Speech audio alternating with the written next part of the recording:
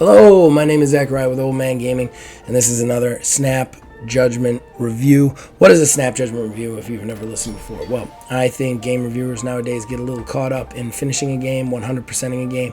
They forget what it's like to play the game right in the beginning. So I play about 5 to 10 hours with the game. I'm trying to give you an idea whether when you boot this up, you're going to like it or not. That factor, coupled with the factor that I think gaming is one of the most subjective forms of art. I am not going to give a score to this review. I'm going to give you an overview of what the game is. I'm going to tell you a list of the pros and the cons of this game that come from my point of view, which all reviews are from point of view. And then I will tell you whether I personally will be sticking with this game outside the purposes of this review or not. Now, the game I am reviewing today is Towerborne. Here's the deal. I don't want to mention this in cons because I just want to stick to the game, but I cannot help but mention this somewhere. So I'm going to get it out of the way here before we get into this.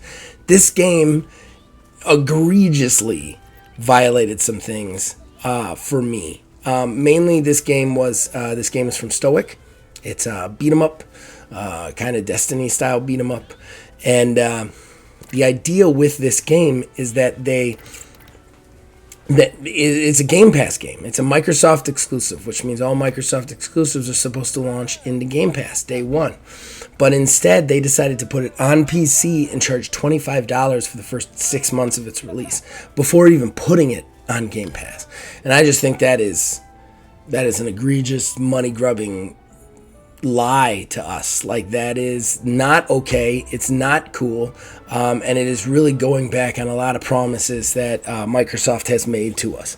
And look, I don't have anything against Stoic or the developers. I don't have anything against them trying to get their money. I don't mind that. What I do mind is that this wasn't available on Game Pass until after that 6-month period came up.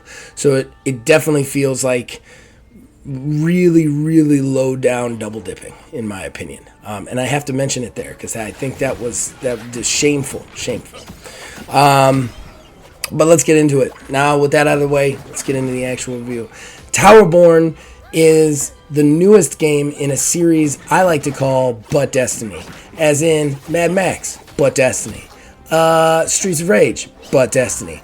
That's what this is, a But Destiny. It's like Stoic took a look at side-scrolling beat-em-ups, and we're like, what if we did that, but Destiny? And that is what this game is, and we're going to discuss it.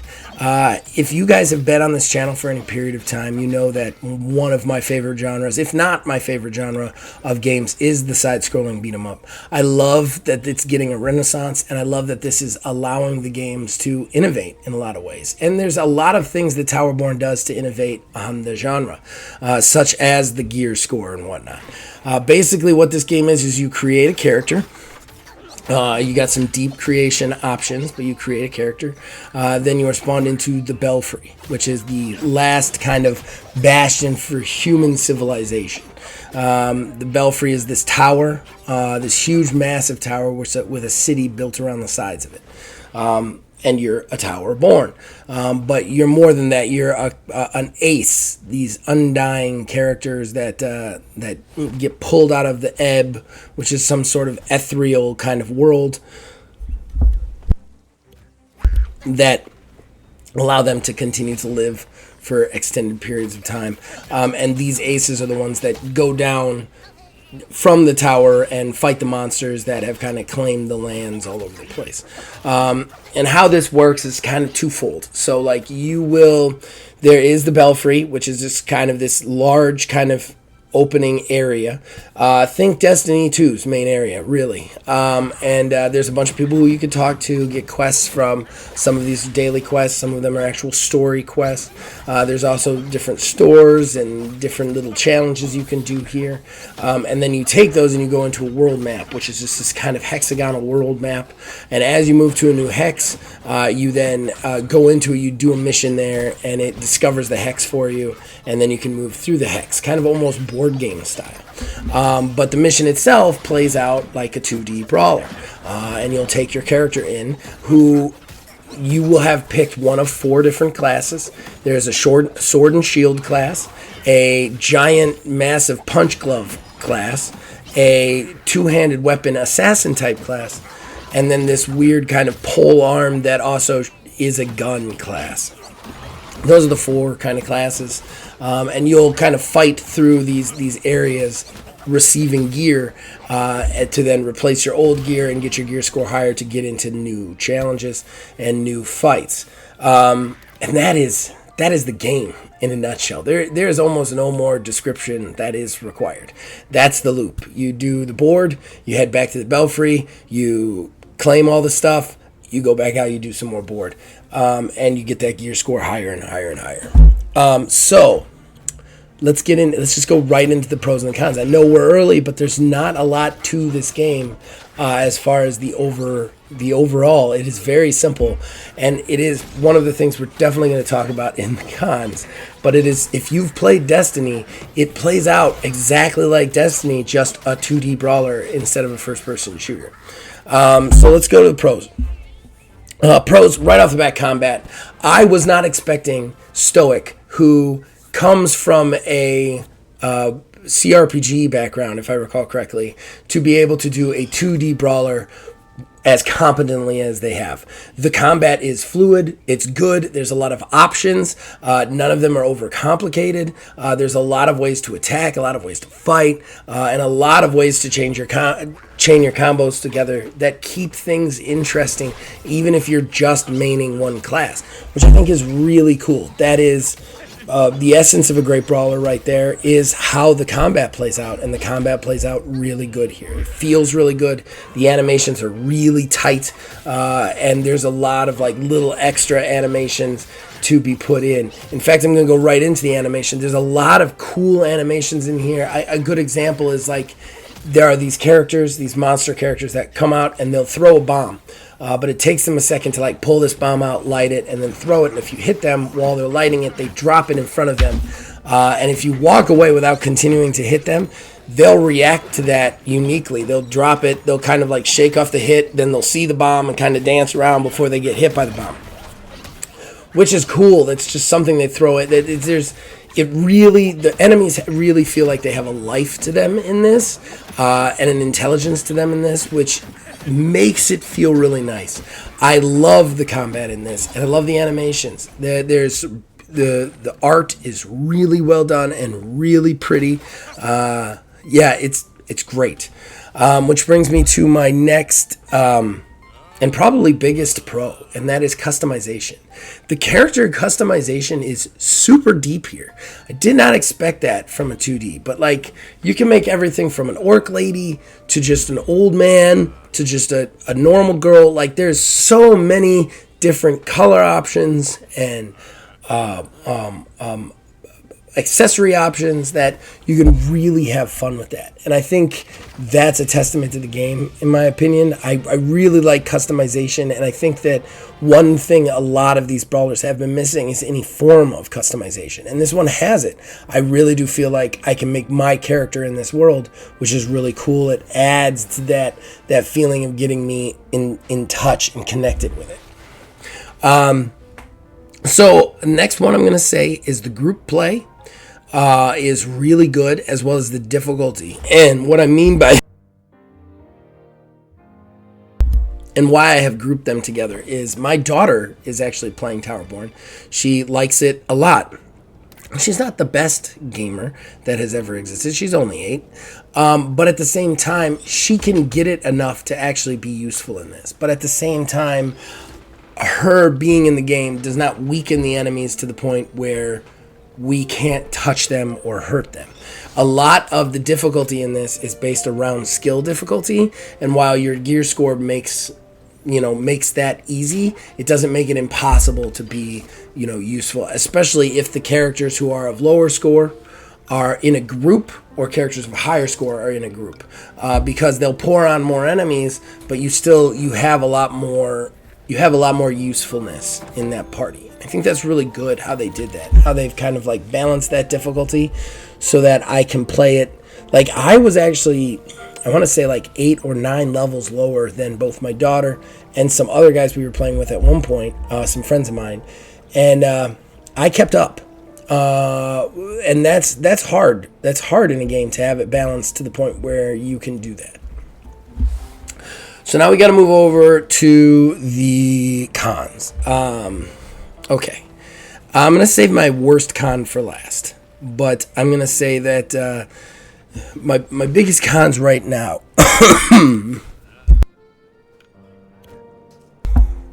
There's no real training. I mean, there's some like there's no training area. Like, I can't go to a place and just practice my moves with my with the weapons that I have, and that's really annoying. The only way to train is to go out and do missions. I don't like that. I want to have like a training field like Monster Hunter, especially if I've got 4 different types of weapons, just so that I can practice and see which one I like the most. The only way I could do that was literally go out and do a full mission, then come back, then literally go out and do a full mission. I don't like that. Give us a training room or something to practice with our weapons. My next one, this one's kind of annoying. There's no level-based matchmaking, and that's a little annoying. So what I mean by that is it's pretty easy to join a group or to create a group publicly, and especially since it's only like a week out from launch, it's pretty easy to get some people in that group and jump into stuff with them. The thing is, though, is I'd really like it that if I was on the world and I went to like a level and I went to go into that level, I could just hit like matchmake with a party of 4, and it'll just matchmake with 3 other people looking for a party, and then we go in, we do the mission, and then we come out and we can decide whether to stick together or not. I'd like that a little bit more than having to like actively create parties and stick with those people, because if I'm playing with my friends, definitely I want to be doing stuff with them in the Belfry too. But if I'm just playing with randos, I would much rather just play with randos in the mission than drop back to the Belfry on my own so that they're not waiting for me. I think there was one time me and my daughter created a group and got 2 randos in there. And we did a couple of missions, but then we needed to go back to the Belfry, and she had a bunch of stuff she had to do. And those people ended up quitting out, but they ended up sitting there for like 10 minutes because we're not on voice chat waiting for us to figure out what we're doing.